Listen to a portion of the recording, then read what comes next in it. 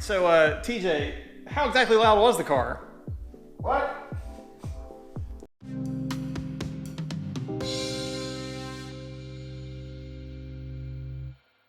Well, hello and welcome back to Lap of the World. My name is Richard, and if this is your first time here, this is the channel on which I am trying to document my attempt to drive every road course in the world. Today, we are not out at a racetrack once again. We are continuing our work on the Lap of the World backup car here, a 2004 Lamborghini Gallardo.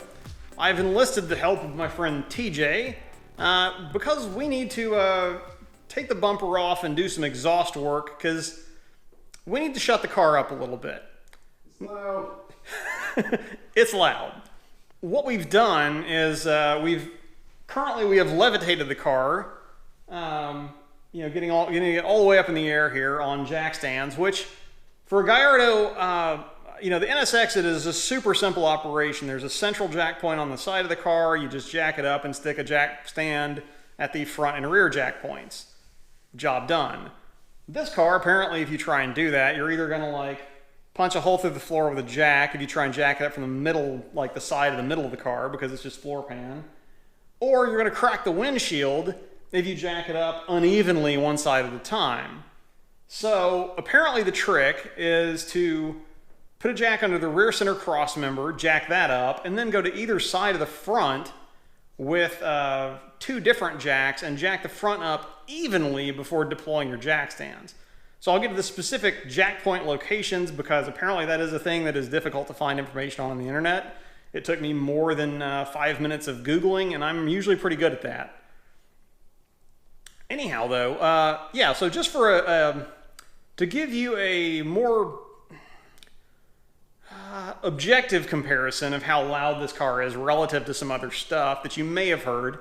Most people, or I guess a lot of people have heard my NSX in person who would be watching this at this point in time. And this is a lot louder. So I did some recording. We took our decibel meter just to get a relative measure of this. And here's what we came up with.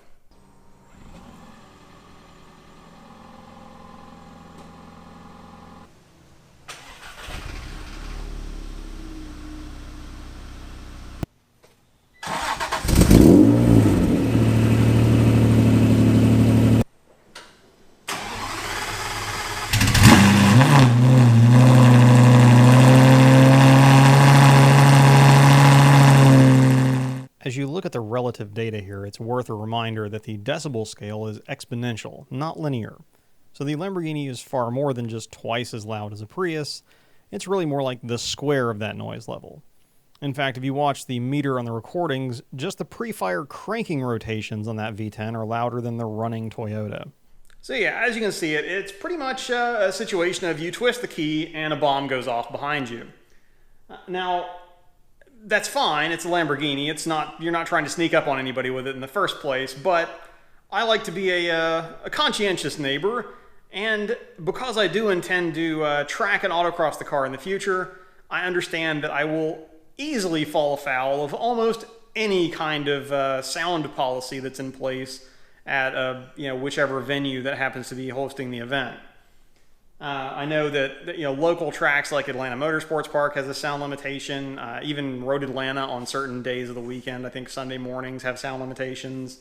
Our local autocross region, in order to be able to keep sites and be conscientious neighbors themselves as an organizing body, they have to adhere to some sound standard too. So I don't want to show up to an event and be the reason that somebody loses a site or gets, some track manager has to get accosted by some, person who bought a house next to a racetrack and expected it to be perfectly quiet all the time. So reasons apart from me just going soft in my old age there. So with that said, we're going to actually get to work. We're going to have to remove the bumper, and I'll be able to address a few other things while I'm in there. And I will do a comprehensive video at some point in time. Again, I apologize for this being kind of out of order with the work we're doing on this car. But I'll have another video down the road that will kind of, it's such a trope, but I will do at some point in time the everything wrong with my Lamborghini video because it's as simple a format as I can think of, as I'm being laughed at back here. It's as simple a format as I can think of to get that across as far as what needed to be done. But anyway, that's another video for another day. We're going to get to work. The seemingly accepted method for putting a Gallardo on jack stands involves jacking the car up from the rear crossmember first, setting that on jack stands, and then using 2 jacks to more or less simultaneously lift the front of the car. The front jack and support points are unmarked frame rail locations just behind the front wheel wells. I've heard horror stories about folks trying to jack up one side at a time in the front of the car and cracking the $4,000 windshield. Mercifully, we avoided that tragic scenario, and then we went ahead and popped off the rear wheels, followed by the rear fender liners, then the bumper cover and heat shield, bagging and labeling hardware as we went.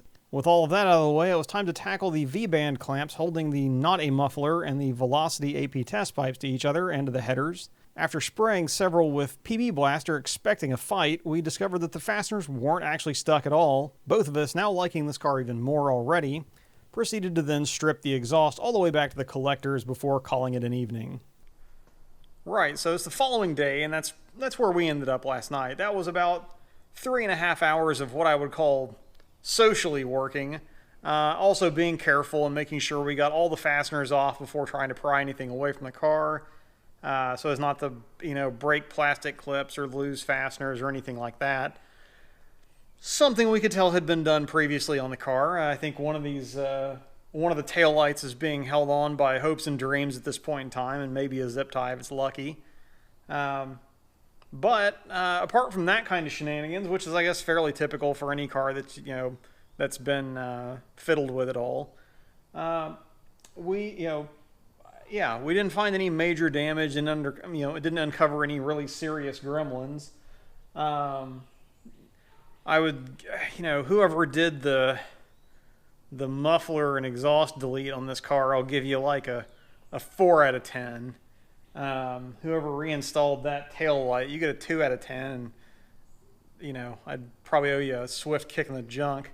But that aside, we did manage to get to where we wanted to get to, which is to get everything disassembled, because frankly, kind of as I explained a minute ago, we were really expecting a fight out of the exhaust. Like, having dealt with the NSX's exhaust when I first got it, of course, it had 200,000 miles on it and had been in the Northeast for most of its life, so it was rusted to oblivion.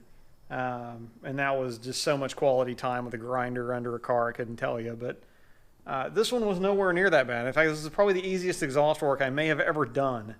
And the end goal here, as I kind of implied at the beginning of the video, is to end up with a little bit of a friendlier car to be around, as well as one that will pass sound for most, if not all, events that I might want to take it to and drive in. To facilitate chilling out the exhaust note on this car, we're going to have to change out some parts. Now, what you're looking at here is what I took off the car. That's a pair of Velocity AP test pipes and a tailpipe, an X pipe. So it looks decently well made. It looks like it's coated black with something and is completely intact. So I can't knock the build quality necessarily, but there is absolutely no resonance or muffling to be found on any of this stuff. And what we're going to go back with is this stuff, or some of this stuff. So on the right there, that is the stock catalytic converters that fortunately came with the car when I bought it, as well as some other potentially original exhaust pieces. We had lots of speculation that these guys here have little tailpipe valves on them, and we suspect that's probably original equipment.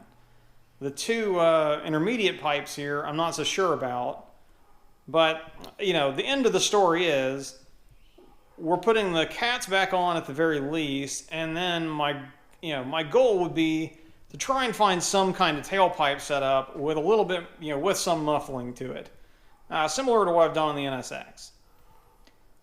So, with that said, if anybody out there has a Gallardo and they'd like to make it louder, and they have a 2006 plus OEM tailpipe or some other kind of, muffled tailpipe setup they'd like to just trade me, give me a shout, Richard at lapoftheworld.com, and I'm sure we can probably work something out. And that's the goal, is to try and get this car the way I want it without just buying stuff willy-nilly. So if I can trade for something that, somebody wants a car louder and I want my car quieter, then somewhere in the middle there sounds like a deal could happen. Similarly, once I have the new wheels, which I do not have those yet, so I'm not going to be able to reveal them in this video, but once I have the new wheels, if anybody wants some 20-inch Concept 1, very interesting looking concave rear, flat front, staggered black wheels, and or some basically new from a tread standpoint, but 3-year-old production date Michelin Pilot Super Sports, you can toss me an offer, just with the understanding that shipping wheels and or tires is pretty expensive. So anyway, just throwing that out there. I said I'll probably take care of all that through forums and eBay and whatever else in my own time if I don't have any bites on here. Okay, well, digressing from the sales pitch for a minute, and that's just kind of a little window into my plan to have nice things on a budget. But the quick and dirty update here is that we've got this car apart pending the exhaust work, and I'll see what I can work out with a tailpipe. I have a couple of other things that I'm going to take care of kind of as while you're in there items, or while the car is already taken apart for other reasons that I'm going to go ahead and address that I knew about when I bought it.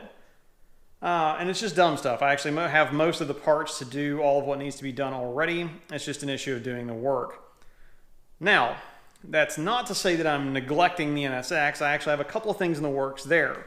I discovered after Memphis, or noticed at Memphis and on the way home, that one of the flex pipes in my headers, those are probably 7, 8-year-old eBay headers that I got secondhand from a guy in Knoxville that sold his car.